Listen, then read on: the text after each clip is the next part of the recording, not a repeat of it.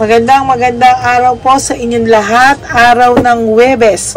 Ano po kaya ang makikita natin sa araw ng Huwebes? Magbibigay po ulit tayo ng situational, no, para sa inyong lahat. Pero ito po ay sisimulan natin ngayong umaga. Kamusta po ba ang feelings ng person nyo, no? Marami po nag-message na i-deep down ko pa daw po kung ano po ang message ng kanilang mga partners sa ngayon using the Black Oracle and the Tarot card and the Pink Oracle. Yan, may mga nag-request po. So, sige po, gagawin po natin yan for situation 1. Mamimili na po tayo, no? Pipili po tayo ng 1, 2, 3, 4, 5, 6, 7. Okay? Situation 2, 1, 2, 3, 4, 5, 6, 7. And then, 1, 2, 3, 4, 5, 6, 7. No? Then, we'll choose Oracle Pink. Okay? We'll choose 7 also. 1, 2, 3, 4, 5, 6, 7. 1, 2, 3, 4, 5, 6, 7. And then 1, 2, 3, 4, 5, 6, 7. And then we'll choose 10 cards.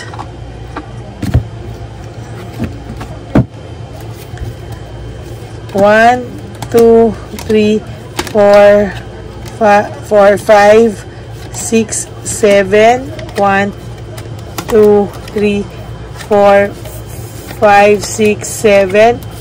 1, 2, 3, 4, 5, 6, 7. Okay. Last but not the least, no? Where's my, ayan, pili pa tayo na isa pang tarot cards, no? Yung ating Cairo Tarot of Dreams. Pili rin po tayo, balasahin natin, ano? Balasahin natin para wala kayo masabing hindi natin binalasa. Balasadong balasado po yan, no?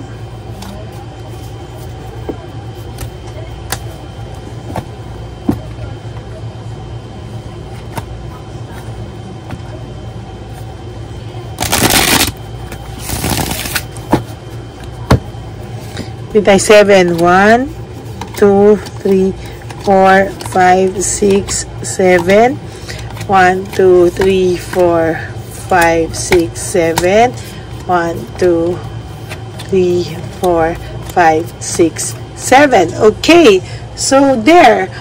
Pili po kayo if you would like situation 1, situation 2, and situation 3. Okay? So, tabi po muna natin ang situation 3.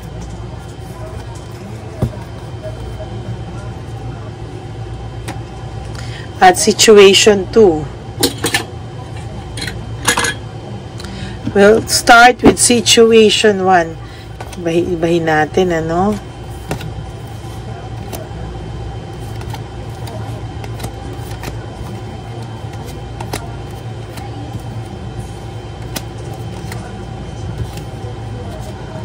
Yan.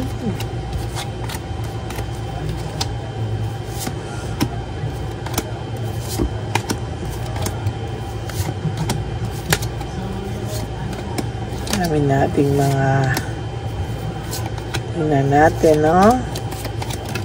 Okay, there you go. Simulan muna natin sa tarot. Then we'll proceed with the Love Oracle card. Okay? So, first card mo, no, legal complication. Malamang ang asawa nyo po, ang person nyo po ay may asawa. Pwedeng kayo po ang third party sa sitwasyon na ito. O kayo pong pareho ay may asawa, no, nahiwalay. Or basta kayo po ay third party na isa't isa. O kayo yung third party sa situation nyo. Palitan po natin ito, parang alas. So, ang taong to ay may pagka-impulsive nga, sabi sa inyo, no? Malamang hindi niya po pinag-isipan yung bago niyang sitwasyon na papasukin, no? Komportable na sana ang buhay nyo sa isa't isa.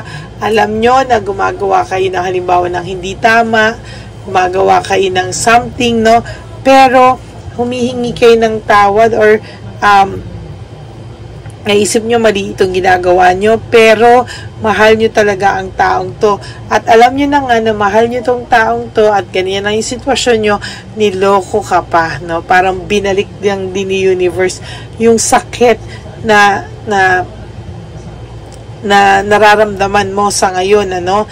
Nakita natin sa first 3 cards, no?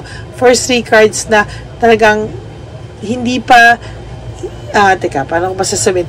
Hindi pa siya totally, no, nakakapag-decide kung go or bye-bye na. Okay? So, tanuhan natin, ano? Hindi pa siya decided kung babalik siya o hindi na. Hindi siya talaga decided, eh.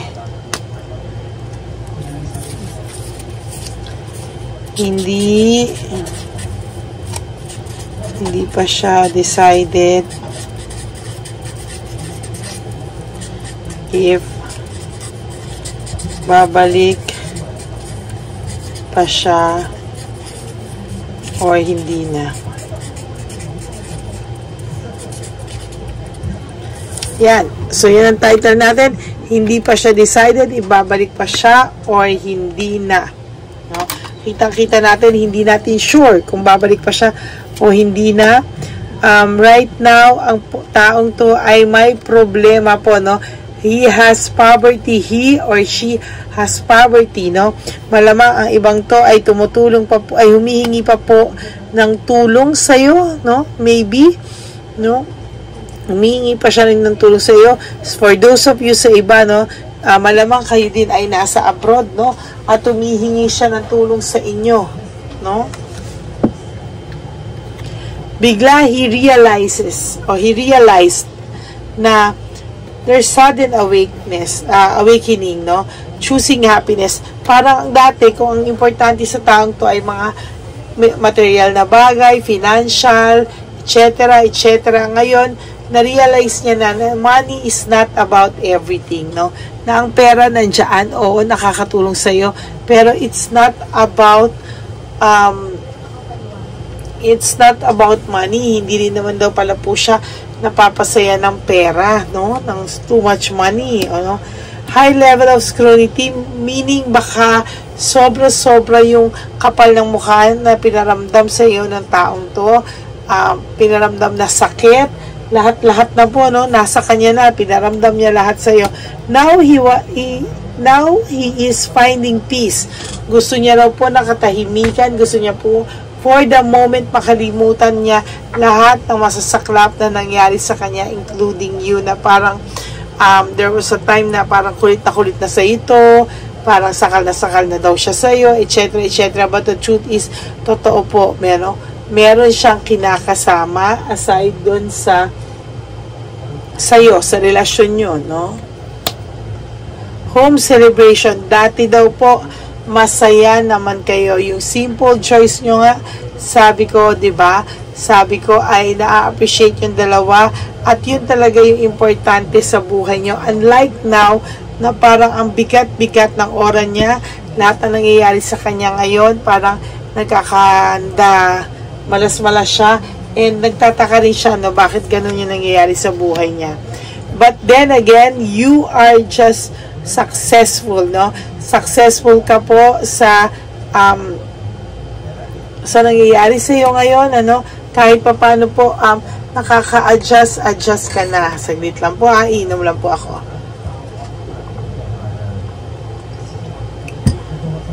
Iinom lang po ako.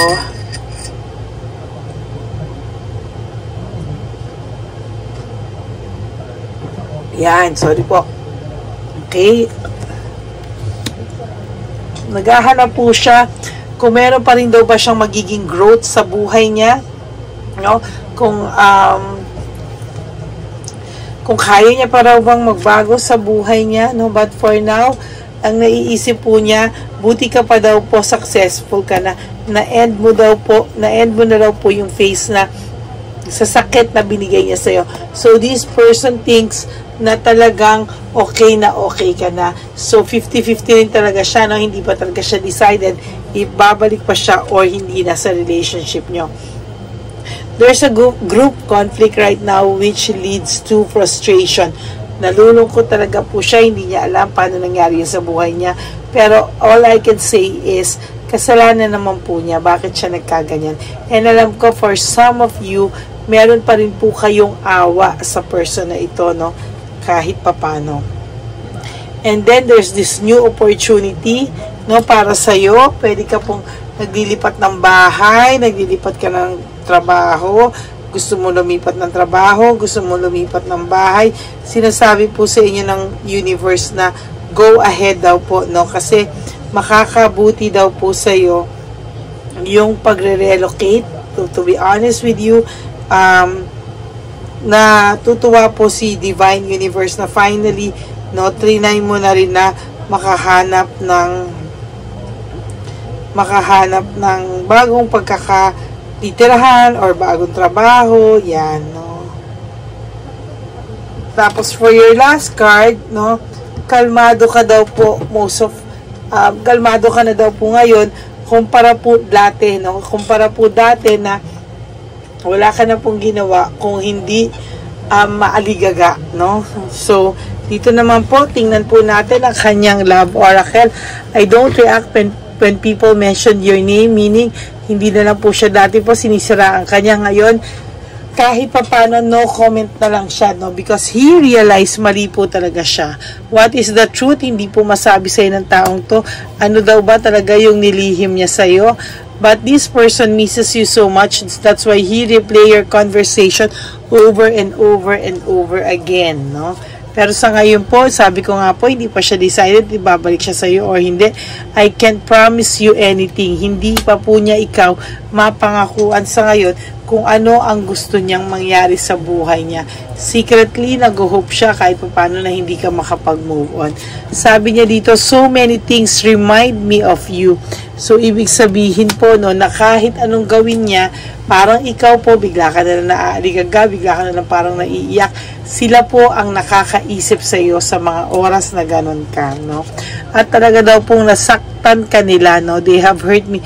Nasaktan ka po dito at maybe hindi lang po itong tao na to ang nanakit sa iyo, but also may mga kakuntsaba, makakasama rin yung mga iba nilang pamilya or asawa nila, no? I want to tell you how I feel. Ang taong ito ay may pinagdadaanan na dati pag may pinagdadaanan to, ikaw lang po ang nakakatulong dito. Ikaw lang daw po ang nakakagamot sa kanyang sa kanilang pakiramdam, no? Pero sa ngayon po talaga talagang nararamdaman niya po at gusto niya sabihin sa iyo lahat. I don't want to be who I used to be. You deserve someone better.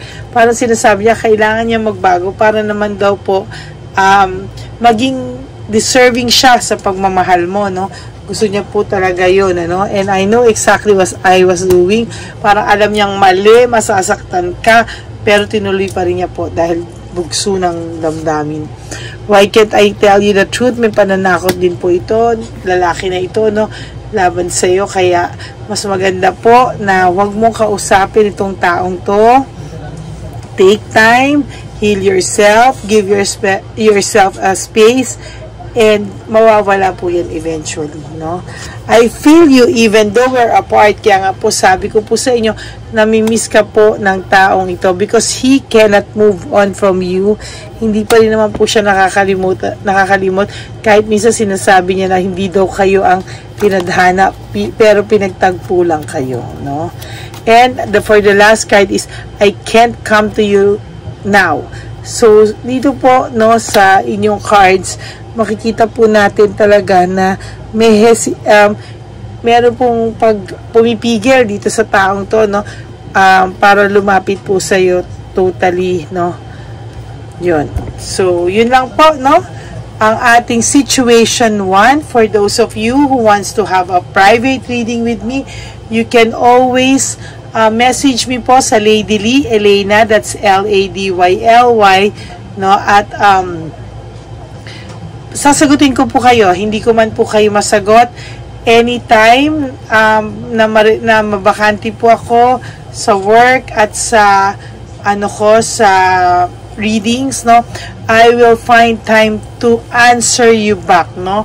Maraming pong salamat sa lahat ng aking Lady Elena friends, family, and subscribers. Maraming salamat po.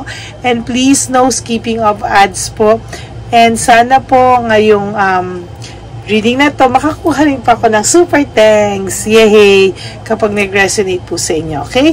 So, please don't forget to like and subscribe and hit the bell button para alam nyo po yung ma-update po kayo, no? Kapag meron po tayong bagong video. Tandaan nyo po, hanggang matapos po ang February, no? Bukas na po yun, no? Bibigyan ko po kayo ng March 1 na pala bukas. Oo nga, March 1 na po bukas pala, no? So, ngayon po ay bibigyan ko pa rin po kayo ng situational reading. Okay? So, that's it for today. Maraming salamat po sa inyong lahat. And may God bless you. Bye!